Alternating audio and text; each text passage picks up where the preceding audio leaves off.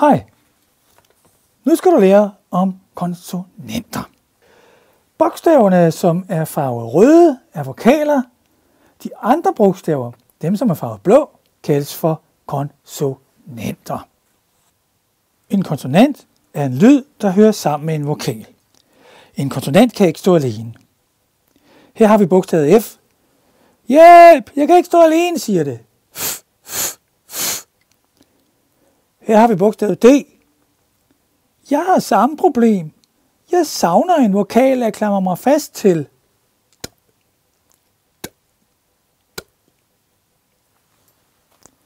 Sådan. F går hen til I. I, fi. D går hen til O. O, do. Fi, do. Konsonanter skal hægtes fast på vokaler. Konsonanter har det ligesom små børn. De skal have nogen at klamre sig fast til, nemlig vokalerne. Her har vi vokalen I. Den er ligesom en mor. Og der har vi konsonanten S. Den er ligesom det lille barn, der vil hen til sin mor. Her har vi ordet nys. I ordet nys er der en vokal, Y, og to konsonanter, nemlig N, N og S, S, som står sidst. N, Y, S, nys. Her har vi et andet ord, sko. Vokalen O har to konsonanter, nemlig S'et, S, og K'et, K. S og K kan ikke stå alene. De skal hen til en vokal. De skal for eksempel hen til O, S, K, O, sko. Her har vi ordet telefon. Det består af 1, 2, 3, 4 konsonanter og 1, 2, 3 vokaler. Og T'et, det siger T, og det kan ikke stå alene. Det skal være sammen med en vokal. Det går sammen med E'et.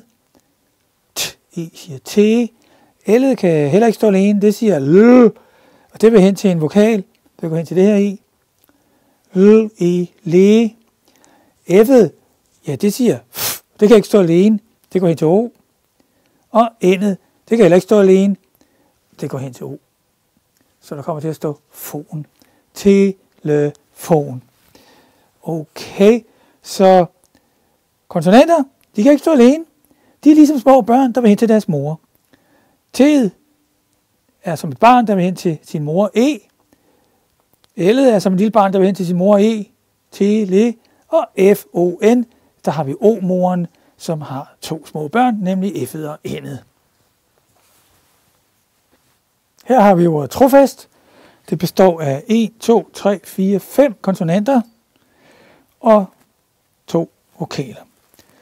T, R, O, tro. T og R, T, R. Det er konsonanter, og de kan ikke stå alene. De vil hen til O. Så siger de tro sammen med ordet. Kommer F'et, det siger F. Hvor skal det hen? Det skal hen til A. Og S og T, S, de kan ikke stå alene. De vil hen til A også. Sådan. Fast, fast. Tro, fast. Altså, O'et og A'et, det er de to vigtigste lyde. Det er ligesom mødrene. De kan godt stå alene. De kan godt klare sig alene. Men alle børnene, de vil hen til mor. T, R, de går hen til O. Tro og F. De går hen til A. Og S og T går også hen til A. Fast. Konsonanter er ligesom små børn, der vil hen til deres mor. Ordet konsonant stammer fra latin consonare. På latin betyder konsonare, at noget lyder sammen med noget andet. Kon betyder sammen. De danser kon. Det vil sige, de danser sammen. Og sonare betyder at lyde. Klokken sonare højt. Det betyder, at klokken lyder højt. En konsonant hedder en konsonant, fordi den skal lyde sammen med en vokal. Og det skal du nu vise i modellervoks. Du skal lave ordet telefon. Og på konsonanten T, der laver du en sød lille arm, som hægter sig fast på vokalen E. På konsonanten L laver du også en lille arm, som hægter sig fast på vokalen E her, L-E-L. Og på samme måde ved F en lille arm her, og en lille arm her, de hægter sig fast på U'et. På den måde viser du, at konsonanter er lyde, som ikke står alene. De skal stå sammen med en vokal. Rigtig god fornøjelse med det. Hej så længe.